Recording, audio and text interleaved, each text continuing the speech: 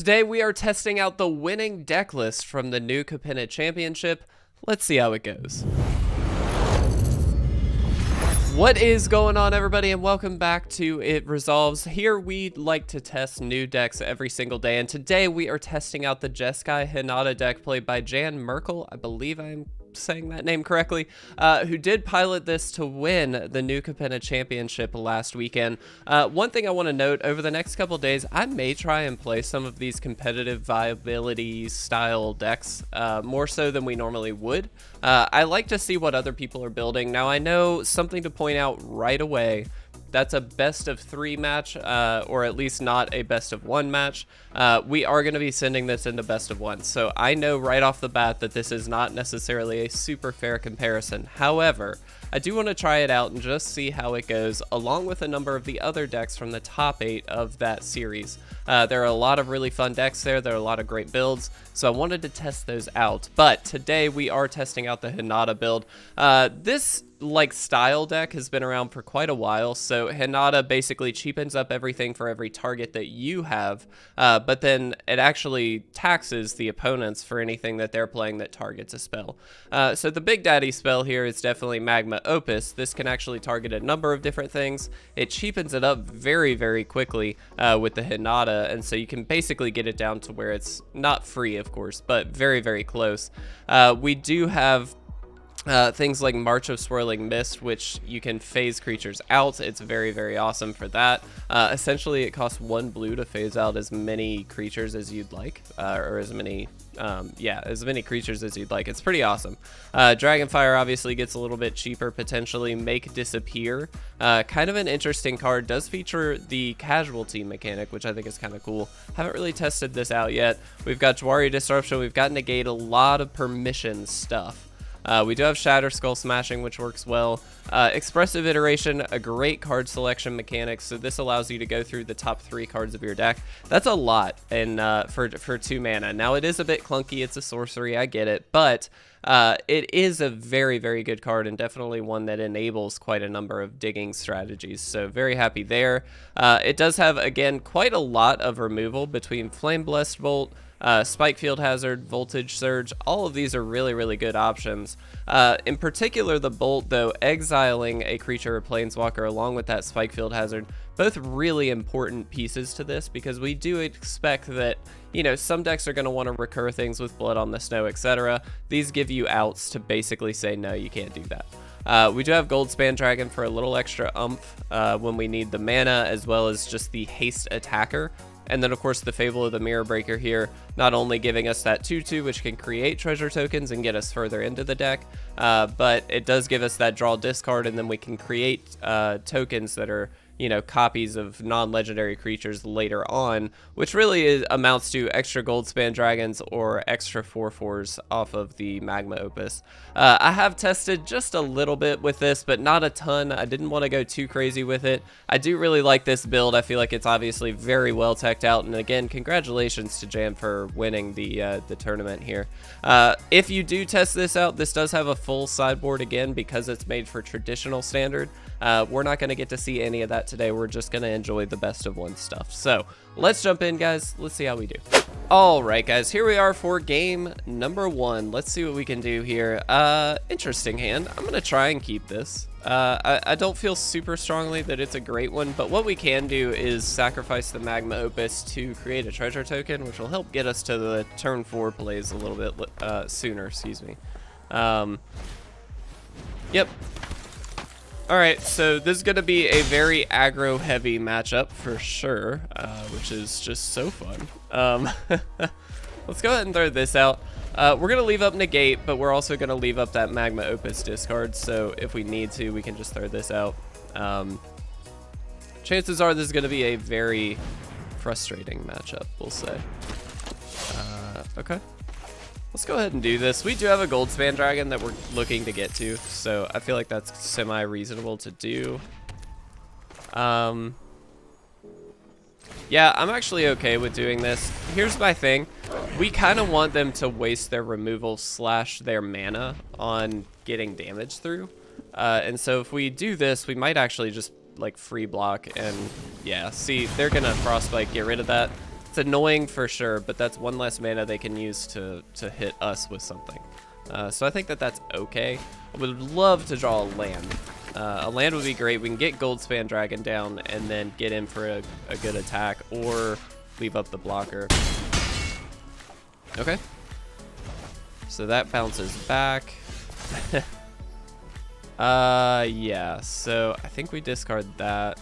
We probably discard Negate. As much as I love Negate against certain things, it doesn't seem great here. Hinata, huh? Or we Goldspan Dragon attack. Alternatively, we can Fable and then discard that. No, I don't think that's good. I'm gonna go Hinata. This opens up the highest ceiling play, which I believe is just Magma Opus next turn. And I think if they do attack, as long as we're not dead, we're not gonna block. Because we do want to keep that Magma Opus play available. They did decide to take 3 to play that. That's interesting. Maybe should have kept Negate and ditched the Fable, potentially.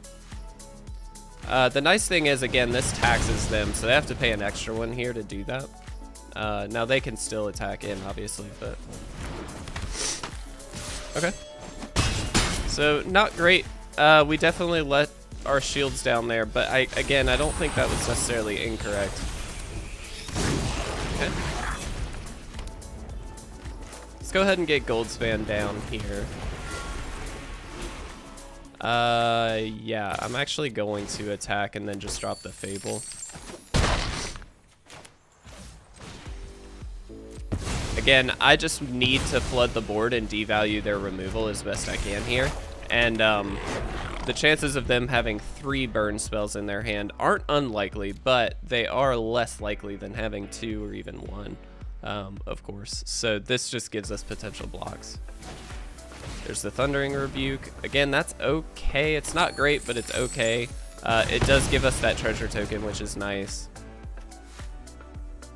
And next turn, what we can do is potentially set up a really, really strong play where we copy the Goblin token, this one, attack in with both, get 2 treasure tokens, 1, 2, 3, 4, 5, 6, 7, 8. So that would give us exactly enough to get in for some damage here.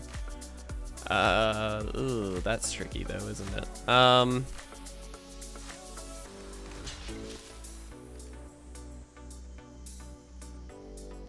I mean, I think we just have to block then. I don't think there's a better option. We can't really put ourselves back down to that low of a life total. That's just too tricky. I actually think we submit 0. So this is going to come down with an additional 1/1, so that's that.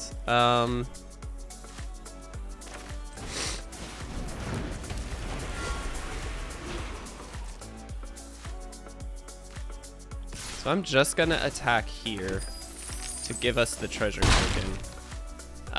That leaves up the blocker. This is so tricky because this guy gets to come down and we're going to have to block it. Ooh, even better.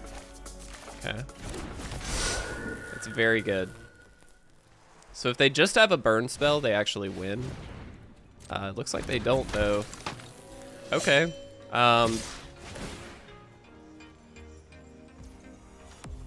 Yeah.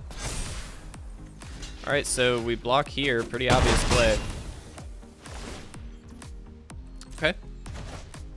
Interesting. So we do get this.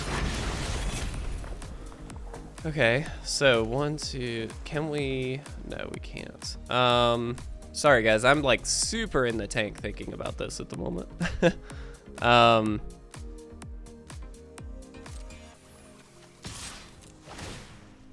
So I do think we attack. I think we leave up the Magma Opus.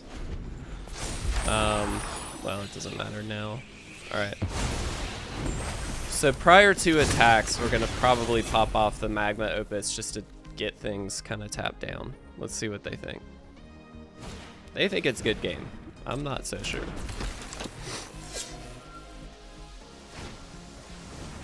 Okay.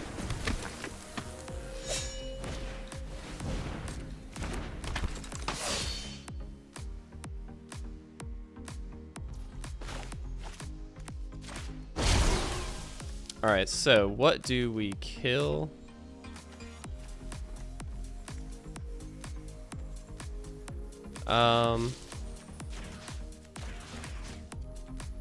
Submit those two, tap this, do that. So now we win. Yeah, I think we win. So the trick is now, so those two die, we get a 4/4, we draw 2, those 2 are tapped, so now they can only attack with a 2/2 where we have just a 4/4 to block. We can copy this next turn and they don't have flyers. Really, we could just attack because this goes back to the hand anyway, and we can just attack. So this is like, that was such a clutch Magma Opus, my goodness. Wow, that was so close to dead. Oh no, okay, sick, so we did it. They good gamed us a little too early and we were able to pull out the win. That was great. Wow, incredibly difficult game. That was great, guys. Let's move on to game 2. What's up, guys? Before we jump into the next game, I just want to remind you, if you would like to pick up this month's Patreon rewards, feel free to do so at patreon.com/itresolves. All right, guys, here we are for game number 2. And again, it's kind of an interesting hand, but I think it's one worth keeping. We've got all the colors of mana that we need. We've got the Fable, and we actually have the Hinata as well, which is quite good, again, especially with the March. So I think we'll try this and see how it works. Hopefully we can get another win. That first game, man, what a game. Against Mono Red Blitz, we were able to win it. Wow, look. Here we are again. I do get annoyed against Mono Red a lot because it's just, I don't know, it's just an annoying deck. I get it. It's fine. It's great for ladder grinding. Okay, that's actually quite good. Flame Blessed Bolt just deals with a creature, so anything that deals with a creature is like high value in this matchup. If we can just burn them out, we kind of are good to go. I am gonna go ahead and do this now. I don't see a huge reason not to. They could have a backup play, but I don't really care that much. Here we just have Negate or March available. Next turn we've got Fable. Okay, well, this can't attack this turn, which is useful. Not a land, which is a little unfortunate, but I do think we can pretty safely go for Fable here. If they burn it, it's fine, but we've got ways, like we can discard a Hinata and maybe a Negate if need be. They've got Frostbite, sure. That's fine. Okay, so, I mean, they can just, like, beef this guy up if they want, but it looks like they decided not to. Okay, next land is very good. Let's discard you and you, I think. Goldspan, huh? So we do need double red, so let's do that. I guess we'll just throw Hinata out. So now if they want to, like, they can bolster the board with the Battlecry Goblin, or they can just, like, do some weird shenanigans, but I think I just go here. And if they can double burn it, that's fine. I don't really care. Yeah. Very good, but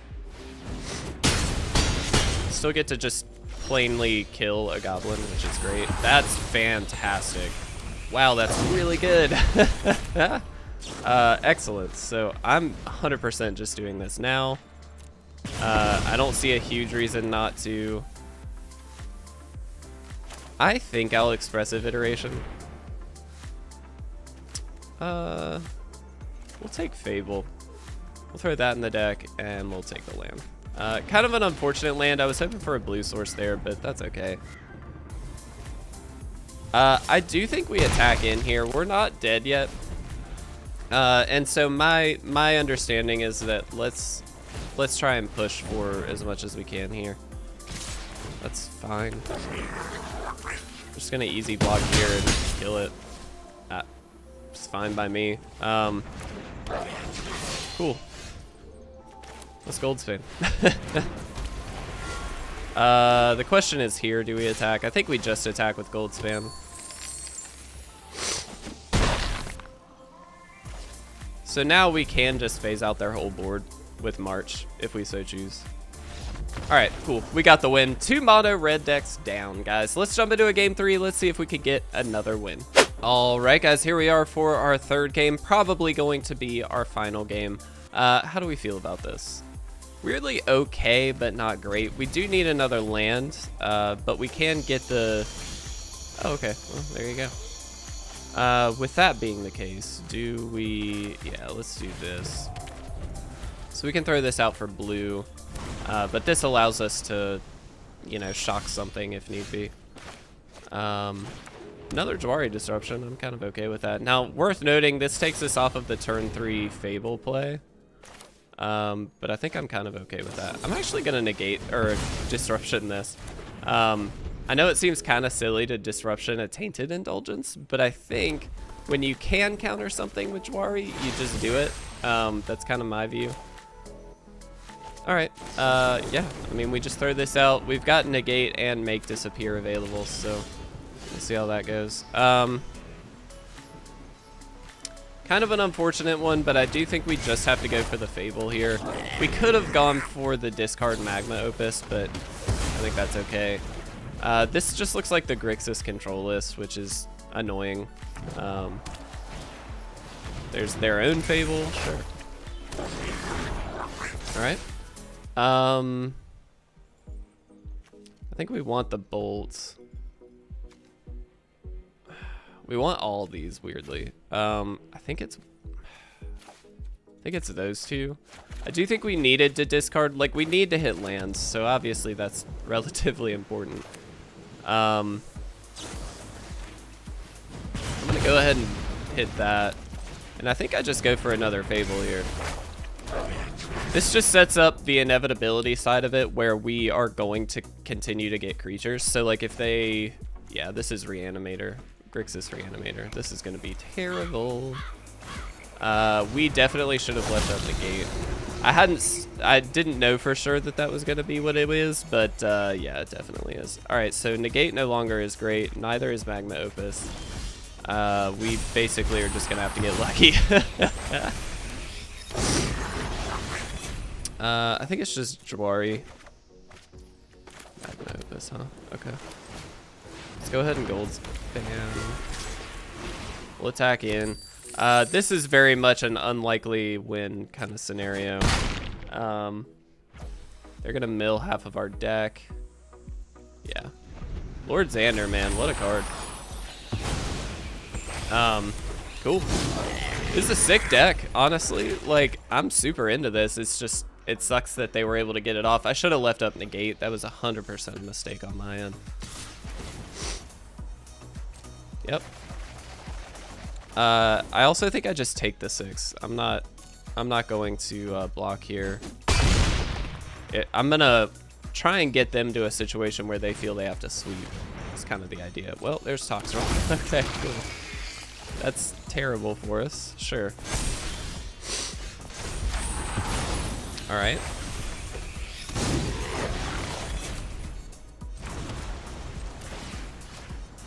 So I think what we're gonna end up doing here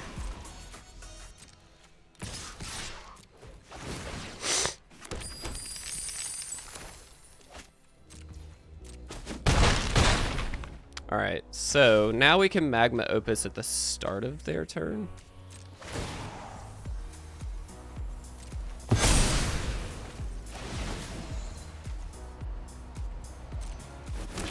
They get all their little black slugs. Yep. Okay.